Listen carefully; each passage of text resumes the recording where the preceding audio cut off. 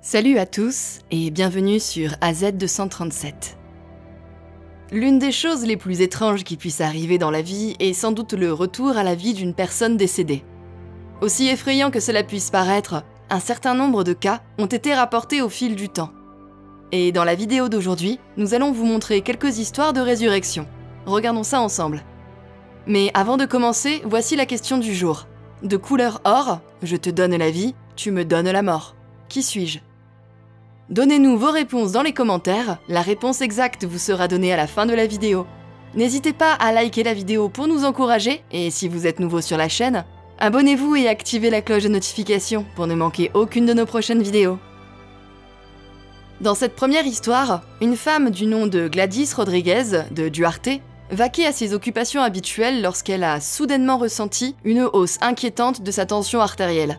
Même si cette femme de 46 ans avait déjà été diagnostiquée pour un cancer des ovaires, elle savait que là, c'était différent. Et elle s'est précipitée à la clinique de San Fernando de Coronel Oviedo, au Paraguay, pour obtenir immédiatement de l'aide. À son arrivée à l'hôpital, elle a passé plus de 2 heures à être traitée par son médecin, le docteur Heriberto Vera. Et peu de temps après son admission, son mari et sa fille sont venus la voir. Les événements se terminent de manière dramatique, car le docteur Vera, qui viendra à la rencontre de la famille, leur remettra le certificat de décès de Gladys. C'était bien sûr un véritable crève-cœur pour la famille, qui était sous le choc de ce qui venait de leur arriver. Peu après, Gladys a été transférée au salon funéraire, où elle a été préparée pour que sa famille puisse lui faire ses derniers adieux et l'enterrer. Cependant, les choses ne se sont pas déroulées comme prévu. Au funérarium, les membres du personnel ont soudainement remarqué que le sac mortuaire dans lequel Gladys avait été amenée bougeait. Personne ne savait quoi penser, d'autant plus qu'il s'agissait d'un événement unique en son genre au funérarium. Après avoir remarqué d'autres mouvements, l'un des membres du personnel a ouvert le sac et a constaté que Gladys était vivante et respirait. La femme qui avait été amenée morte respirait à présent. Gladys a donc été transportée d'urgence dans un centre médical de l'Institut de protection sociale du Paraguay, où il a été confirmé qu'elle était bel et bien vivante, bien que dans un état délicat mais stable. La nouvelle du retour soudain de Gladys à la vie a été plutôt un choc et la meilleure nouvelle possible pour sa famille.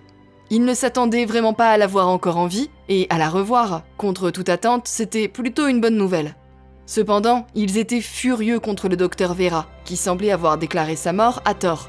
Son mari, Maximo Duarte Ferreira, a fait savoir qu'il était mécontent de la situation, en affirmant même que le médecin lui avait remis sa femme nue comme si elle ne représentait rien.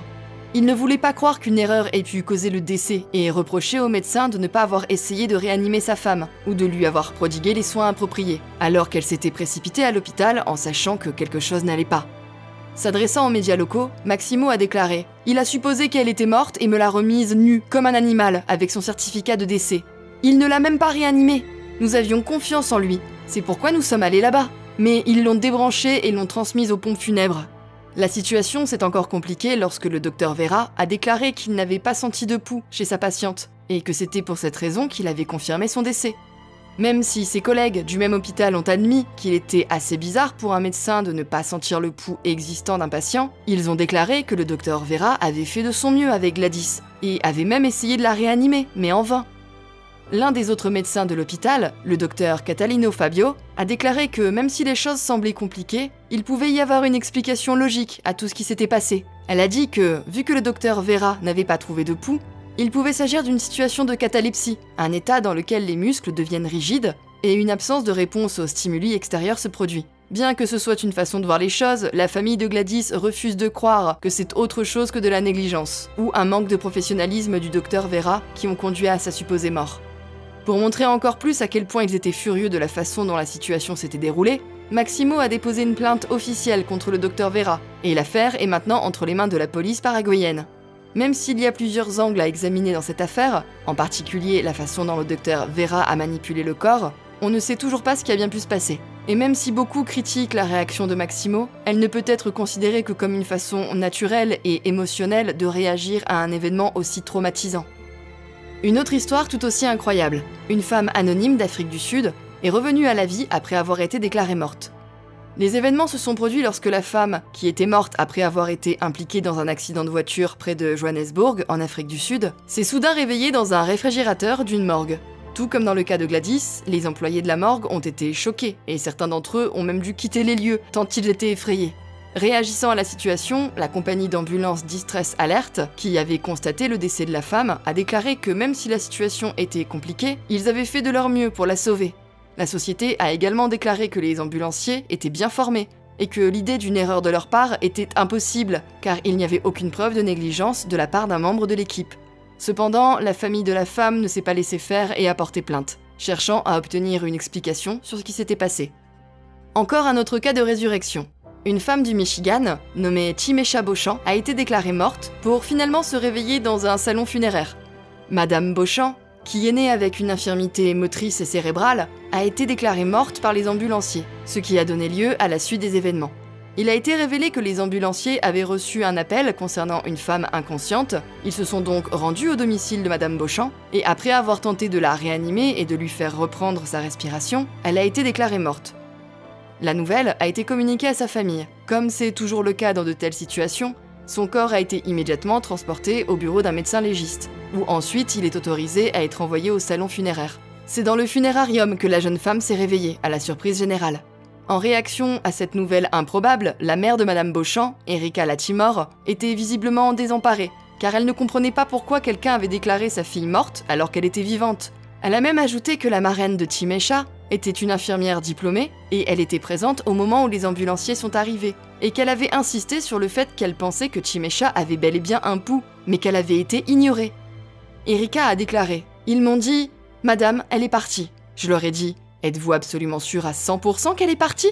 Et ils ont répondu « Oui madame, elle est partie. Cela m'a dévastée. Quelqu'un a déclaré mon enfant mort alors qu'elle était vivante. » Erika et deux autres membres de la famille, qui n'étaient pas tout à fait satisfaits des soins qu'elle avait reçus, se sont adressés à la police pour qu'ils enquêtent sur ce qui s'était passé. Dans une autre histoire similaire qui s'est déroulée en Pologne, une femme de 91 ans, nommée Janina Kolkiewicz, a été déclarée morte, avant de se réveiller quelques heures plus tard dans une chambre froide. Il a été rapporté qu'un médecin avait été contacté pour venir examiner Janina lorsque sa famille a découvert qu'elle ne respirait plus. Le médecin est rapidement arrivé, et après l'avoir examinée, il a conclu qu'elle était morte, et sa famille a dû la préparer pour le salon funéraire, où elle serait enterrée. Janina a fini par se réveiller après 11 heures passées en chambre froide.